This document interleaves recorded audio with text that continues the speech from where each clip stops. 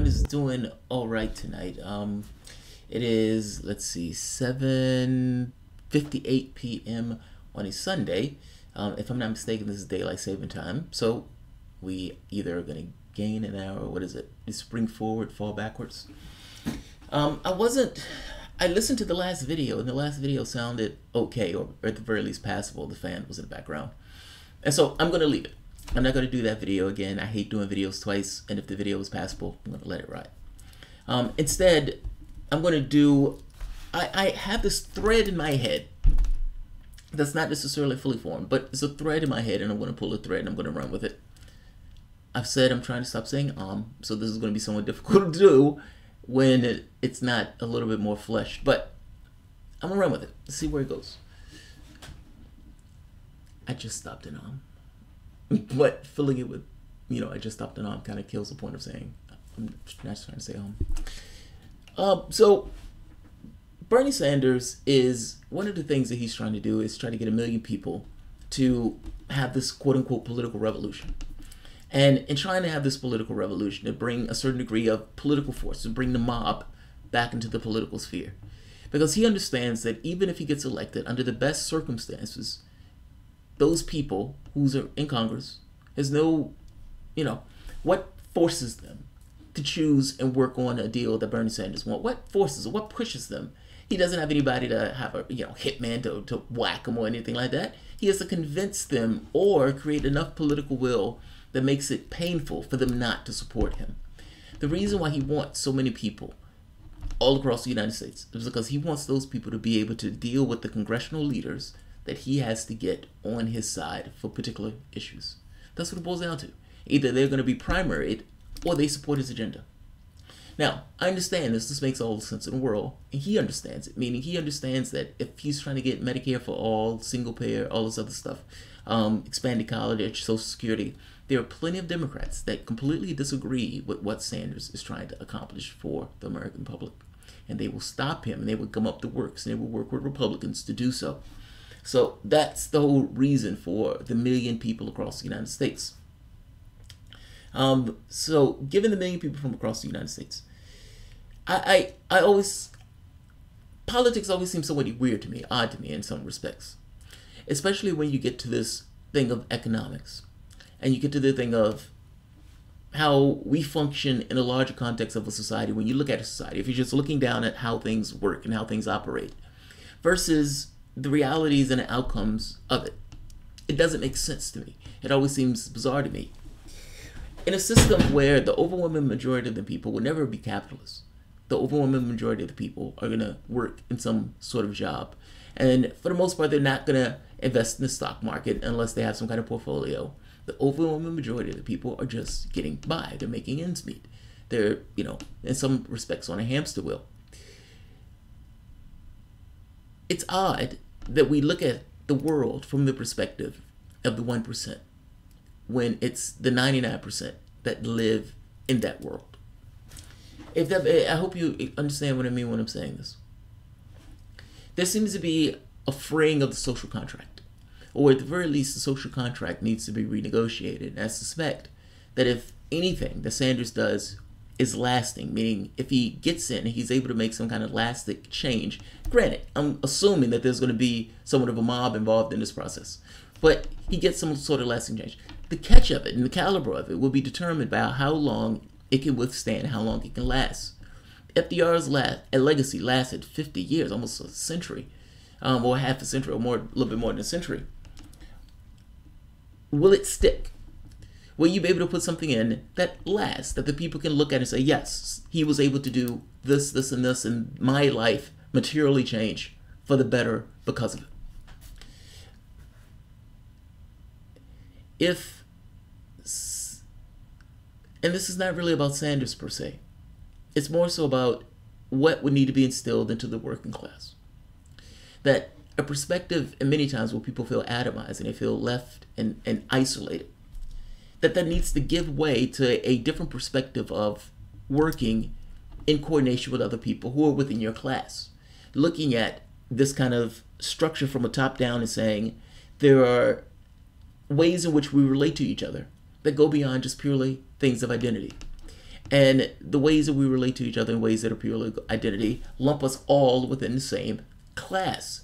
And not just in the same class, understanding the relationships or a redefinition of the relationships in the social contract, but also in the consciousness of the individuals who are pushing for the change itself. Because that's the thing that's going to make that stick. When I look at the world and I look at our system, a few things that I think are true. Even if you don't necessarily change it to what I would maybe consider to be an awesome system, even within a capitalistic system, there are changes that can be made that work to the betterment of the human beings within the society itself, with this understanding of class consciousness. I think this is true. An individual within the society, personally, I would say, if there is even one person hungry, there should be no billionaires. I would even go further. If there is one person hungry, there should be no millionaires. The well-being of the human being is paramount and is worth more than the profits that the individuals make. The point of the society is not to make people rich. That's another point. Meaning the point of society, to some degree, can be whatever the society chooses. But in a democratic society, we can choose the tenor of where our resources are spent. We can even choose how we are organized and how those resources are distributed in the first place. That's the second point. This is a democratic society. Even though we have a capitalistic system, it is a democratic society. The vote is paramount. On the last point, if in this society, this individual does something spectacularly well, or his stupid human trick works, and he becomes a millionaire,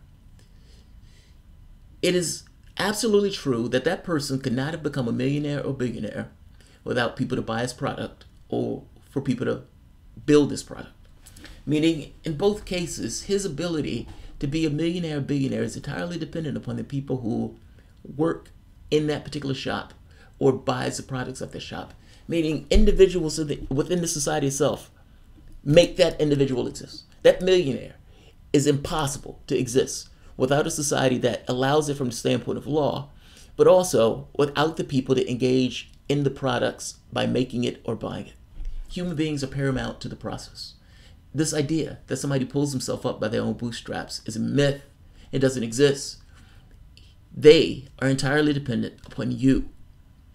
It is an odd thing to have a situation where both sides are dependent upon one another, but one side decides to take 95% of the wealth.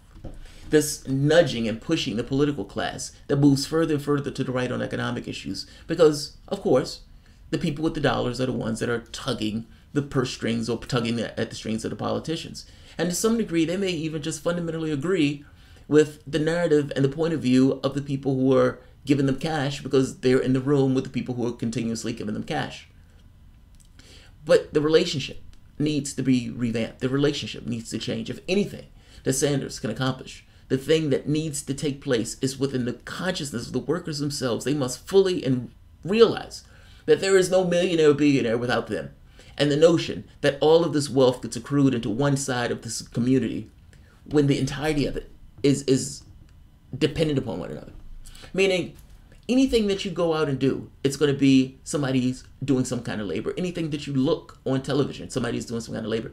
If you go and get your coffee, if you go to McDonald's, if somebody paints your floor, if somebody builds your house, the person who even sketched your house, even within the small elements of the house itself, it required labor to study and research how to make those things and then to process those things.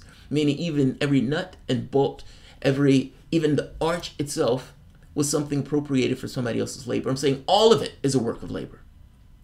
So how on earth does the spoils get distributed in such a way that the majority gets put into the hands of a small body of human beings, with everybody else being thrown into this kind of rat trap to fight over a small piece of cheese? If anything takes place, meaning from the standpoint of redefinition of society, or if there's a fundamental change in the way that people see things, it has to be a change in consciousness and recognition that there is no them without you, and that the society itself is absolutely and completely right in altering and changing itself in ways to ensure that the wealth is distributed evenly throughout the society itself and not just hoarded at the very top. It is not the job of the society itself to make people billionaires. It is a job of the society itself to ensure that people, their well-being are taken care of. That is perfectly my opinion to take. And if I can get enough other people to realize the same opinion is perfectly valid, just like the top 1% continuously, assiduously see to their interests, meaning the money that they're giving to the politicians. You have the worst income inequality and they're given a tax cut. And Trump goes further to try to pass another tax cut. And even when Obama was in office, what did he do? 80% of the tax pay, of the Bush tax cuts enshrined into law. And if Hillary Clinton would have been elected, what would she have done? Tax cut. Do you think it's a coincidence that these guys require massive amounts of money in order to get elected, and use that massive amounts of money essentially to get elected, but realizing that if they want to get their money back again, or if their money is not going to be used against them again, they're going to towel to a particular position? Our political system is ensconced in cash. It makes all the sense in the world that the politicians are going to lean towards the cash, providing there are no pitchforks. I'm saying there needs to be a thing of pitchforks, and the people with the pitchforks need to have a clear understanding that there is no us. There is no them without us. I'm saying we need to have a redefinition of what it means to exist in our society. And part of that needs to be an understanding of this kind of... Fact of the matter is, I would argue that the capitalist class is not necessary to the process. But going with the notion of keeping it within the context of something that's similar to our own system. But understand this. From the standpoint of a business that's being run, what you need in the business being run are the workers themselves.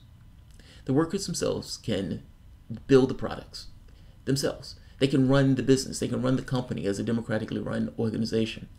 This notion of the capitalist being necessary is just like kings and queens believing that they were necessary in order to running a government. But nevertheless, ignore that part. Just going to the part of, within the context of the system that we have, if workers understood that as flesh to bone, we would have a different system. And the politicians would be held accountable.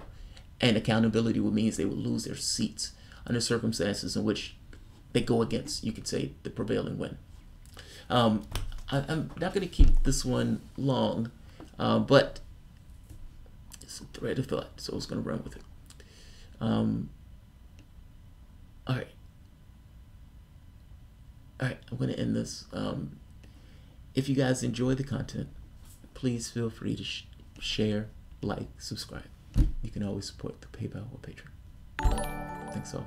Oh, we have a donation. Let's see.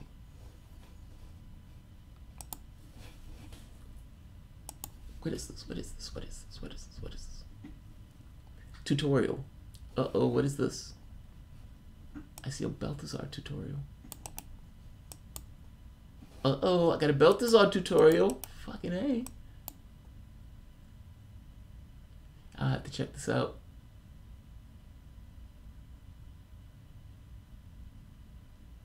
Oh, I see. This is the thing my wife showed. Okay. Yeah. Belt, man, you are a fountain of information, dude. Fountain of information. Alright. I'll end this here. The powerful don't respond to the weak. It depends on whether or not the powerful need the weak and what's the weak point. Like, nobody is impervious. And in our particular system, the weak point is still labor. You're not at a point where robots are doing all the labor yet, so labor is the weak point. General strikes and targeted strikes. When Donald Trump went about cutting workers off, essentially saying, we're not going to pay you, but we want you to do the work despite not paying you, those workers should have walked off their job. How long would it have taken the airports to crash? Meaning, not airplanes crash, but how long inability of being able to function. And if the airports stop, you're talking about a major artery in the United States stopping. All of that is purely from the standpoint of workers taking a certain agency of themselves and saying, I'm done with this. If the president of the United States is literally going to put our ability to live our life for some political stunt, we're done. I don't care if it's against the law, we're done. And walk off. If they fire all of you, then fire all of you. But the fact of the matter is they're not going to fire all of you because they need you to work. They need you to function. And it looks bad from a political standpoint where the president of the United States is using a pissing match, and the airlines, or some of the airlines, have shut down. I'm just saying. The powerful don't respond to the weak depending upon how the weak attacks them. But if you hit an Achilles heel, they holler like everybody else.